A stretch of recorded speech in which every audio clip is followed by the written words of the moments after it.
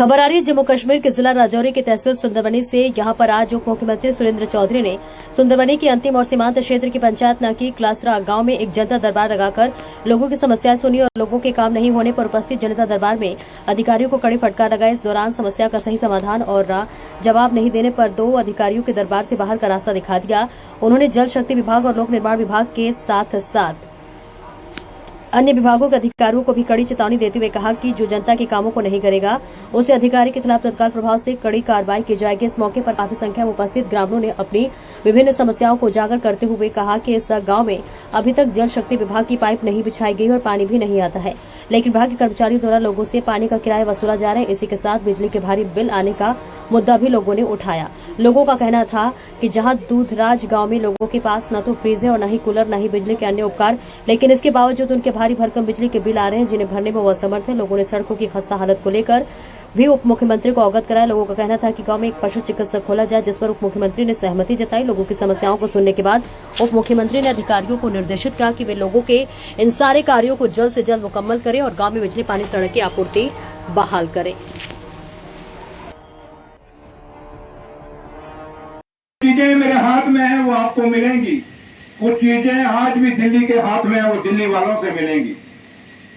जैसे मेरी बहनों ने यहाँ आके बोला कि बंकर की बात की, ये बंकर आपको पता है क्योंकि ये पैसा दिल्ली से आएगा। ये मुआवजे जो इस बॉर्डर की लड़ाई में जो नुकसान हुआ है ये पैसा भी दिल्ली से आएगा। जहां तक ताल्लुक है सड़कों का, ये मैं आपको यहां से वादा करके जाता हूं कि सड़कें आपने जो, जैसे मैंने एमएलए सोचा था डिप्टी चीफ मिनिस्टर बन गया, और जो सड़कें आपने नहीं सोची वो सड़कें सुरेंद्र चौधरी आपको बना देगा। लेकिन मेरा एक आपसे गुजारिश है कि सड़कों के लिए जगह आपने देनी है, सड़कों की जगह आप देंगे, सड़कें मैं बनाऊंगा। ये वादा मेरा आपसे मैं करके जा रहा हूं। और मैंने आज भी कहा, आप मेरे पास नहीं आए थे, मैं उसमें भी यहाँ बेशक बंदे कम थोड़े थे, लेकिन मैं यहाँ कह के गया था कि अगर मैं जीता तो मैं यहां से पार एक रास्ता आपको बना के दूंगा। और आज उस बात पे अड़ंग हूं मैं, जिस लड़के ने नहीं बनाया, क्योंकि मैंने इसको बोला था, इस ऑफिसर को बोला था कि मुझे डीपीआर बना के दे दीजिए, लेकिन शायद उनको 5 साल हो गए हैं, उनके रिश्ते नाते कहीं जुड़े होंगे, उनको आज भी ये पता नहीं कि सरकार बदल चुकी है और गीत गाने वाले नहीं रहे। उन्होंने गड्डी अपना तोड़ सुटी हम पक्की हूं, गड्डियां क्या ऐसी गड्डी टोरी है, मुड़ के गड्डी तोड़ने आएंगे। पीछे जब मैं एक वीडियो देखा थी कि आए सन हूं चिमटे बजा देना, हूं गड्डी नहीं तोड़ते, चिमटे नाल भी कख नहीं बनना, क्योंकि वो बंदे 10 साल इस इलाके में जो लोग आज गल करते हैं या बोलते हैं कि ऐसा 10 साल ही बहुत किया है, मैं उन्हें पूछना चाहता कि 10 लोग क्यों आज तड़प रहे हैं, बिजली वास्ते, पानी वास्ते, पेंशन वास्ते, पीएमए के मकान वास्ते, क्यों लोग आज भी डिमांड कर रहे हैं? अगर सब कुछ हो गया, अभी किसी पार्टी के खिलाफ नहीं, अभी कोई बीजेपी के खिलाफ नहीं, लेकिन जो भी बीजेपी का नुमाइंदा इस इलाके में सी उन्हें 10 साल में क्या किया है? जो बीजेपी के नुमाइंदे जम्मू कश्मीर के अंदर 10 साल नहीं कर सके, और उमर अब्दुल्ला सरकार अपने 8 महीने करके दे रही है। क्या इन्हें 75 साल या 10 साल कोई मिनिस्टर तो इतने आया? बोलो बोलो, उच्च बोलो, आया बोलो, आया आज तक कदे कोई बंदा नहीं आया थोड़े को, लेकिन आज जम्मू कश्मीर का डिप्टी चीफ मिनिस्टर थोड़े को आया। इस तो बड़ी और क्या गल हो सकती है? और ये क्यों आया? मैं इस वास्ते थोड़ा को आया और ये जतना वास्ते आया कि थोड़ा वोट जाया नहीं गया, जिन्ना पाया उन्होंने भी मुबारक, जिन्ना नहीं पाया उन्हें भी मुबारक। आगरा से बड़ी खबर सामने आ रही है। आपको बता दें, आकाशीय बिजली गिरने से युवती की मौत। घर से खेत में मजदूरी करने पास के गांव में जा रही थी मृतका। खेत से लगे लगभग 100 मीटर दूरी पर आकाशीय बिजली ने युवती को लिया अपनी चपेट में। युवती की मौत से घर में मचा कोहराम। थाना डौकी क्षेत्र के गांव मढ़ी निवासी थी मनीषा। पास के ही गांव कोलारी में हुआ हादसा। सूचना पर थाना डौकी पुलिस उप जिलाधिकारी फतेहाबाद मौके पर।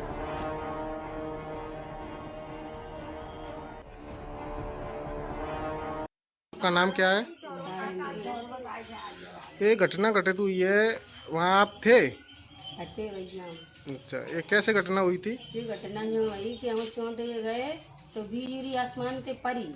जी, कितने लोग थे वहाँ पे? हम नहीं 2 कम 50। 2 कम 50 थे। और कोई लोग इसमें घायल हुआ है? और तो कोई ना आया। ऐसे तो हम चक्कर पकड़ आए। अच्छा। तो मौके पे ही मौत हो गई थी। वही है हम चला यानी। ठीक, अपना नाम बताइए। आप लड़की के कौन लगते हो? ये घटना कैसे घटित हुई? घटना ये चोट कर भी गई खेत में कोदारी जी वगैरह चोट गए जी। यही बिजली पड़ी है। आसमानी बिजली से? आसमान जी, 3 फुट पड़ी है। 3। और इसमें कोई व्यक्ति घायल हुआ है? और घायल होंगे तो जितने माले होंगे जो 30-35 नहीं गई। जी। उत्तर प्रदेश जिला आगरा थाना किरावली में मनोज रेडियो सब्जी मंडी पर बड़ी मात्रा में नकली पंखे व जूसर मशीन मिली। चंडीगढ़ से आए कंपनी के कर्मचारियों ने थाना प्रभारी केवल सिंह को बताया कस्बा किरावली में ओशा, प्रेस्टीज और बजाज कंपनी का नकली सामान बेचा जा रहा है। तो पुलिस टीम व speed search and security network private limited की टीम के साथ मनोज रेडियो सब्जी मंडी किरावली के गोदाम पर छापा मारा और वहां पर बड़ी मात्रा में बजाज कंपनी के स्टिकर लगे हुए हैं। नकली पंखे, समर डीडीआर के डिब्बे के अंदर ओशा कंपनी के स्टिकर लगे, नकली जूसर प्रेस्टीज कंपनी के स्टिकर लगे समर डीडीआर के डिब्बे में पाए गए। पुलिस ने माल जब्त कर जांच शुरू कर दी है। खबर ब्यूरो चीफ आगरा देहात करमवीर सिंह की।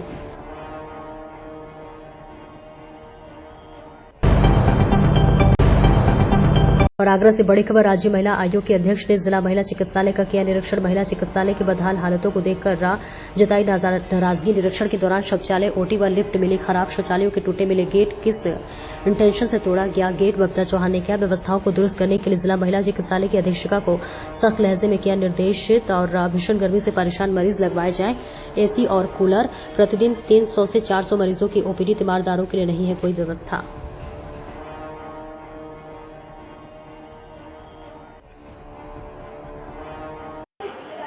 देखिए, मुझे अर्जेंट इसलिए आना पड़ा कि लोगों के फ़ोन मेरे पास आए कि मैडम आप पूरे यूपी में सारे निरीक्षण कर रही हैं अस्पतालों के और आप ही के शहर में अस्पताल की ये दुर्दशा हो रही है।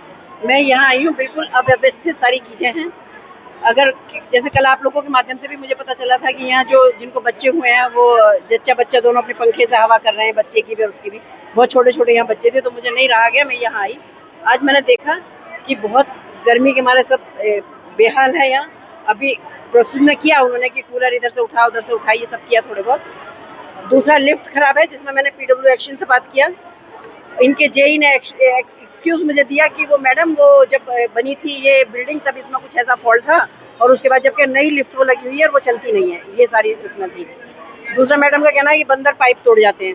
तो मैंने कहा हमारे सबके घरों में बंदर आते हैं तो टंकियों पर हम भी इंतजाम करते हैं बंदरों के रुकने का या किसका, वो करी जाए। नगर आयुक्त जी का फ़ोन मिला है, उनका फ़ोन अभी मिला नहीं है। लेकिन मेरे इनसे ये भी कहना है, अभी मैंने सारी मतलब एक व्यवस्था अगर मैंने देखी है कि वो टॉयलेट है या कहीं भी है कुछ भी है तो वो कुछ मुझे बहुत अच्छा नहीं मिला यहाँ। जबकि अगर ओपीडी की बात की जाए तो 350-400 रोज ओपीडी यहाँ होती है। आप देख रहे हैं कि कितनी संख्या में यहाँ तीमारदार भी बैठे हुए हैं सारे। लेकिन फिर भी मैंने इनसे ये कहा है कि अगर आपको कहीं ज़रूरत है एसी की, कूलर की, पानी की, किसी चीज़ की, आप मुझे बताओ, मैं लगवाऊंगी यहाँ। मैं चाहे किसी भी मुझे संस्थाओं के द्वारा लगाना पड़े या लगाना पड़े, क्योंकि पहले भी मैंने बहुत काम किए, लेकिन ये ना किसी से करवाना चाहते हैं ना करना चाहते हैं। और मुझे तो समझ में नहीं आ रहा कि ये सब क्या ही हुआ। महिला शौचालय बंद मिला, गेट टूटे हुए मिले, वॉश बेसिन थाली, ऐसे में महिला वो मुझे लेके गई कि महिला शौचालय के हमने सारे गेट रिपेयर करा दिए। उसमें देखा, आप लोगों ने भी देखा होगा कि सारा टूटा हुआ गेट है उसमें। सफाई भी मतलब इसमें क्या इंटेंशन है कि जो बाहर से गेट टूटा हुआ है और कहीं ना कहीं लोगों को ये भी डर बना रहता है कि महिला आयोग की अध्यक्ष कभी भी आके जांच कर सकती है। अगर पूरे यूपी की बात करें तो वहाँ पर किस तरीके का माहौल होगा, अगर इससे अंदाजा लगा सकते हैं? अभी नहीं, यूपी की मैं जहाँ जहाँ जा रही हूँ अगर कुछ कमियां तो उनको पूरा किया जा रहा है। लेकिन यहाँ भी मैं अभी 2 महीने पहले आई थी, 2 महीने पहले विजिट करके गई थी और मैं इनको कह के गई थी, मैंने कहा गर्मी आ रही है, आप बता देना, अगर मेरे लायक कोई बात है तो आप मुझे बताइए, क्योंकि मेरे पास इतनी सामर्थ्य है कि मैं आपको कुछ भी सुविधाएं दे सकती हूँ, चाहे वो कूलर की हो, चाहे वो एसी की हो, चाहे वो पानी वाटर कूलर की है, चाहे जिससे भी संबंधित है। लेकिन उसके बाद भी इन्होंने नहीं उसको गौर किया। को लेकर मुख्यमंत्री से बात करेंगी या नगर स्वास्थ्य मंत्री से बात करेंगी? मगर उनसे शगुन के नाम पे पैसे भी लिए जा रहे हैं और साथ में उनसे पट्टी वगैरह के नाम पे पैसे दिए जा रहे हैं, आपका क्या कहना है? ये भी मुझे अभी सुनने को मिला कि यहाँ सारे जितने पेशेंट हैं वो आए कि मैडम अगर लड़की होती है तो 1100 रुपए और लड़का होता है तो 2100 रुपए लेते हैं, और जो ऑपरेशन के बाद पट्टी करी जाती है उसके 200 रुपए लेते हैं। मुझे बहुत दुख हुआ, बहुत तकलीफ हुई इस बात को सुन के, लेकिन इसके बावजूद मैंने उनको बुलवाया, लेकिन वो नहीं मिले, या तो यहाँ से चले गए या जो भी था वो नहीं मिले। क्या स्वास्थ्य मंत्री से पूरे मामले पर बात करेंगी कि जिस तरह लापरवाही लगातार 100% बिल्कुल करेंगे। अल्ट्रासाउंड वार्ड में डॉक्टर लेट आते हैं, 8 बजे का समय 11 बजे आते ये हैं और सारे डॉक्टर इतना लेट आते हैं कि 8 बजे उन्होंने टाइम लिखा होगा, पेशेंट यहाँ 8 बजे से बैठी हुई है गर्मी में कि अल्ट्रासाउंड कराने के लिए, और साहब अभी 10:30 पौने 11 बजे यहाँ पहुँचे हैं। बहुत ही अव्यवस्थित सारी चीजें हैं। मुझे लगता है या तो इनको इस विजिट के बाद सुधार लेना चाहिए, नहीं सुधरेगा तो हम सुधरवा देंगे। आगरा से बड़ी खबर। स्वास्थ्य विभाग ने ताजमहल पर किया आपातकालीन अभ्यास। लू से बचाव के लिए ताजमहल परिसर में मॉक ड्रिल का आयोजन। धूप से सुरक्षा और प्राथमिक उपचार पर दिया गया व्यवहारिक प्रशिक्षण। जागरूकता ही सुरक्षा, समुदाय को किया गया सचेत। पानी पिए, धूप से बचे, मॉक ड्रिल में गूंजा जागरूकता संदेश। सीआईएसएफ विभाग की संयुक्त मॉक ड्रिल में देखी सुरक्षा और स्वास्थ्य विभाग की तैयारियां। एएसआई और सीआईएसएफ अधिकारी सीएमओ अरुण श्रीवास्तव रहे मौजूद। सर, आज मॉक ड्रिल का आयोजन किया गया है, क्या उद्देश्य है और क्या पर्पस से आज? देखिए, इस समय जैसा कि आपको पता है कि हमारा टेम्परेचर 45 डिग्री से ऊपर जा रहा है, और ताजमहल जैसे मॉन्यूमेंट जहाँ पत्थर की संरचना है और यहाँ भी टेम्परेचर बहुत ज़्यादा हो जाता है, और अक्सर यहाँ आने वाले जो पर्यटक हैं उनमें डिहाइड्रेशन की प्रॉब्लम अक्सर आ जाती है। इसको देखते हुए हम लोग ने एक कोऑर्डिनेशन के लिए कि हमारी जो सीआईएसएफ है, एएसआई है और हमारी मेडिकल टीम एक कोऑर्डिनेटेड वे से रिएक्ट करें, इसके लिए हम लोग ने आज एक मॉक ड्रिल रखी, और जो उसमें कमियां बीच में जो हमारी गैप्स दिखाई पड़े उनके लिए हम लोग ट्रेनिंग 19 को दोबारा ऑर्गेनाइज कर रहे हैं, जिसमें कि हम लोग सभी जो हमारे कर्मी हैं, चाहे वो एएसआई के हों, चाहे वो सीआईएसएफ के हों या एएसआई के हों, इन सभी को हम लोग सीपीआर और बाकी चीज़ें कैसे ट्रांसपोर्ट करना है, कैसे कैरी करना है, ये सारी चीज़ उनको हम लोग बताएंगे, जिससे भी कोई भी पर्यटक यहाँ आता है और अगर किसी भी आपातकालीन स्थिति में होता है तो तत्काल वो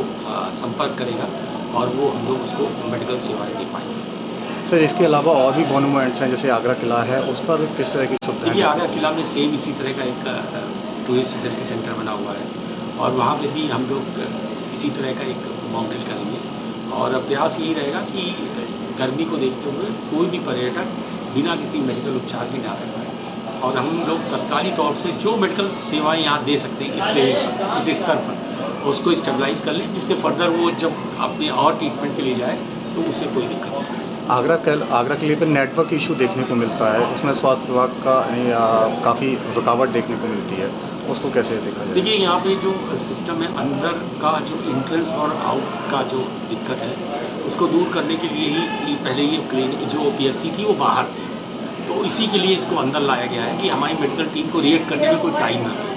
तो इस चीज़ों को साथ में हमारी जो एम्बुलेंसेज हैं उसमें पथकर की तरफ से भी और रेड क्रॉस की तरफ से 2 एम्बुलेंस एएलएस की हम लोग को प्राप्त हैं, जो इन गेटों में कार्य करती हैं, सामने शिल्पग्राम में भी रहती हैं, जिससे कि हम लोग की जो अप्रोच टाइम है उसको ज़्यादा से ज़्यादा कम कर पाए, इसका पूरा प्रयास है। और कलाओं का संगम उत्तर प्रदेश, आध्यात्मिक पर्यटन का उद्गम